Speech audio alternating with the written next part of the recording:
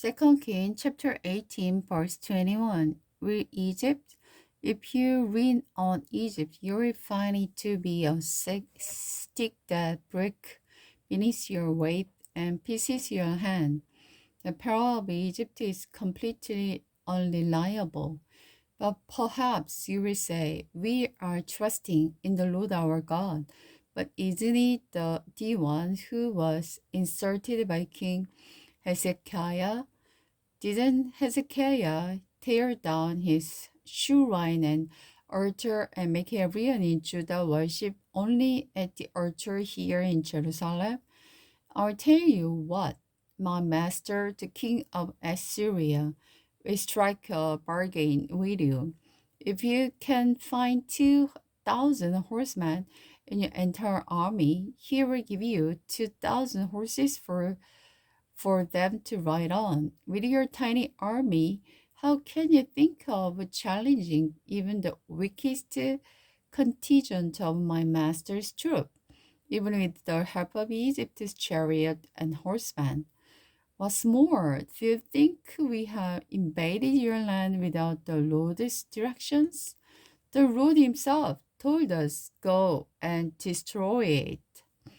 Then Eliakim, son of the Hilkiah, Shebina, and the Joah said to the king's representative, please speak to us in Aramaic, for we understand it well. Don't speak in Hebrew, for the people on the word we hear.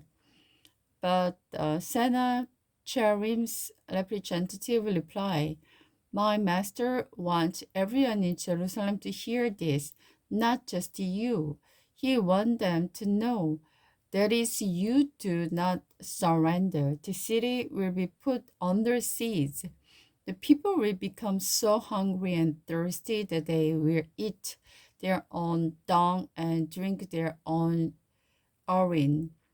Then he stood and shouted in Hebrew to the people on the wall, listen to this message from the great king of Assyria.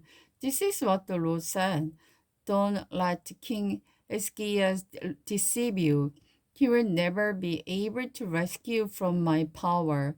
Don't let him fool you into trusting in the Lord by saying, the Lord will rescue us. This city will never be handed over to Assyria king. Don't listen to Hezekiah. These are the terms of the king of Assyria's offering. Make peace with me, open the gate and come out. Then I will allow each of you to continue eating from your own garden and drinking from your own well. Then I will arrange to take you to another land like this, one a country with bountiful harvest of grain and wine, bread and vineyard, olive trees and honey, and a land of plenty. Choose life instead of death. Don't listen to Hezekiah, which he tried to mislead you by saying, the Lord will rescue you. Have the God of any other nations ever saved their people from the king of Assyria? What happened to the God of Hamas and Arpad? And what about the God of the Shepharim, Hannah and Reba? Did they rescue Samaria from my power? What God of any nation has even been able to save these people from my power? Name just one. So what makes you think that the Lord can rescue Jerusalem? But the people were silent and did not answer because Hezekiah had told them not to speak. Then Eliakim, son of the Hilkiah, the palace administrator, Shemna, the court secretary, and Joah, son of the Asaph, the lawyer historian, went back to Hezekiah. They tore their clothes in despair, and they went in to see the king and told him what the Assyrian representative had said. Hezekiah seek the Lord's help. When King Hezekiah heard their report, he tore his clothes and put on a sackcloth and went into the temple of the Lord to pray. And he sent Eliakim the palace administrator, Semna, the court secretary, and the reading priest were dressed in sackcloth. To the prophet Isaiah, son of Amos, they told him, "This is what King Hezekiah said. This is the day of trouble, insult, and disgrace. It is like when a child is ready to be born, but the mother has no strength to deliver it.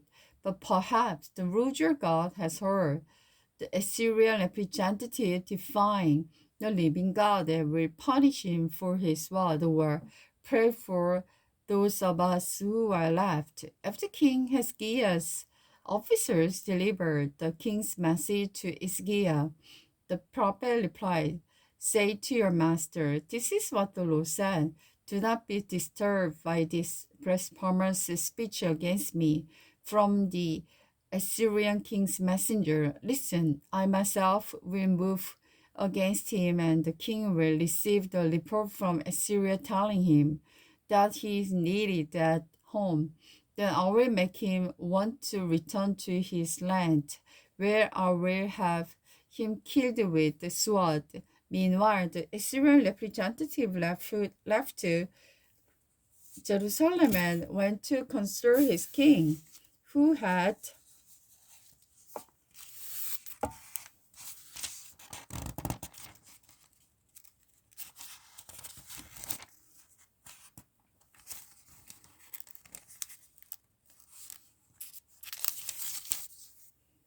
left to Lachish and was attacking Limnah. Soon afterward, King the Sennacherib received the word that the king Kihaka of the Ethiopia was leading an army to fight against him. Before leaving to meet the attack, he sent this message back to Hezekiah in Jerusalem.